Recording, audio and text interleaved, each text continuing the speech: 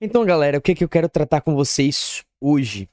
Eu tenho algo bem específico que eu quero comentar com vocês hoje. Não vou me delongar muito, esse vídeo não vai ser um vídeo muito grande. É só mesmo uma reflexão para deixar pra gente, enquanto cristãos, discípulos de Jesus. Eu tava vendo, eu tinha salvado pra vir aqui falar em vídeo com vocês, e eu acho que essa é uma oportunidade boa, porque isso se correlaciona de certo modo com a pregação que eu levei lá na minha comunidade local, né, na Igreja Batista Esperança, na Semana do Jovem Batista. E eu queria comentar com vocês sobre esse post aqui. Eu não sei se vocês estão conseguindo ver, não sei se focou muito bem, mas esse post aqui do teólogo Paulo On.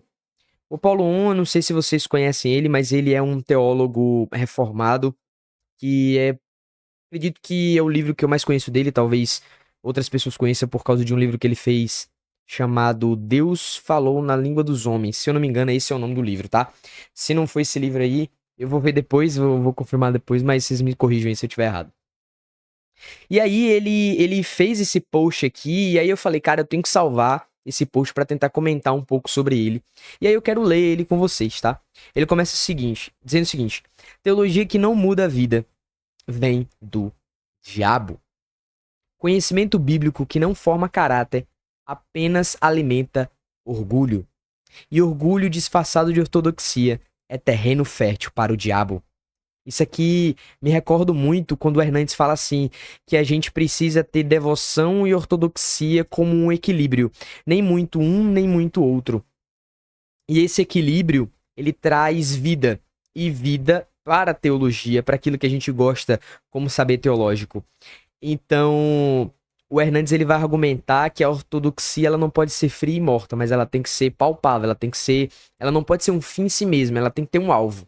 Então, correlaciona um pouco com o que o Paulo está argumentando aqui, que essa teologia ela precisa de algo. Nesse sentido, um conhecimento bíblico que não forma caráter, apenas alimenta o orgulho. E aí é um terreno fértil para Satanás, né? Há uma geração que aprendeu a citar Calvino, mas não sabe pedir perdão. Cara, isso é uma paulada, né? Uma paulada. Porque assim, eu gosto muito de teologia, eu gosto dos debates teológicos, eu gosto de conversar com outros irmãos, até mesmo de perspectivas diferentes, de linhas teológicas diferentes. Mas, cara, isso é um fato. A teologia, que ela não muda as nossas vidas, ela é infrutífera, sabe? Então, assim, a gente aprendeu a citar o Calvino, tá? Beleza, massa. E aí? E não sabe pedir perdão. Ele continua dizendo assim: sabem defender a predestinação, mas são ríspido com a esposa e impaciente com os filhos. Isso não é espiritualidade reformada, é religiosidade deformada. Cara, isso é extraordinário que ele fala, é justamente isso. Não pode, as nossas teologias, as nossas estudos teológicos, elas não podem ser um fim em si mesmo. Ela precisa ser regada com muita graça do Espírito Santo, com muita unção de graça do Espírito Santo, assim como o reverendo Hernandes Lopes diz, né? Até mesmo o John Wesley fala, né? Que as nossas pregações, os nossos textos, eles possam ser incendiados pelo fogo, ou então jogue no fogo no sentido de que precisa ter vida naquilo que a gente fala, naquilo que a gente estuda, naquilo que a gente medita nas escrituras, que seja para uma compreensão melhor sobre Deus, uma compreensão melhor sobre o universo à nossa volta, né, o mundo à nossa volta, a sociedade à nossa volta, e como que a gente responde aos nossos próprios pecados e os pecados das outras pessoas. Isso é muito forte. A verdadeira teologia começa no joelho e termina no serviço. Se ela não te confronta, não te transforma, não te ensina a amar, então não veio do Espírito Santo. A teologia verdadeira é aquela teologia que nos leva a uma devoção poderosa em Deus, para Deus, que no caso é o primeiro e o segundo mandamento, em resumo: amar a Deus sobre todas as coisas e o próximo como a ti mesmo.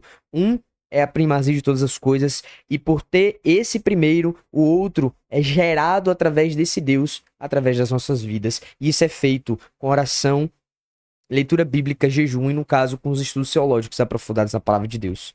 Mas, já me delonguei um pouco aqui, mas só para a gente finalizar, eu preguei sobre 1 Coríntios, capítulo 1, verso 18 a 25. Eu falei sobre a loucura da pregação e como um Deus, né, como Jesus, se diz e de fato era, veio, encarnou e morreu pelos nossos pecados, como era uma afronta para a sabedoria humana. E aí, trazendo para essa perspectiva de sabedoria teológica, e aí a gente vai ler aqui para a gente pensar sobre isso. Não é exatamente o foco daquilo que a palavra de Deus está dizendo nesse texto, mas que a gente pode ramificar aqui para esse ponto, tá? A palavra de Deus diz assim: pois a mensagem da cruz é loucura para os que estão perecendo, mas para nós que estamos sendo salvos é poder de Deus. Pois está escrito: destruirei a sabedoria dos sábios e rejeitarei a inteligência dos inteligentes.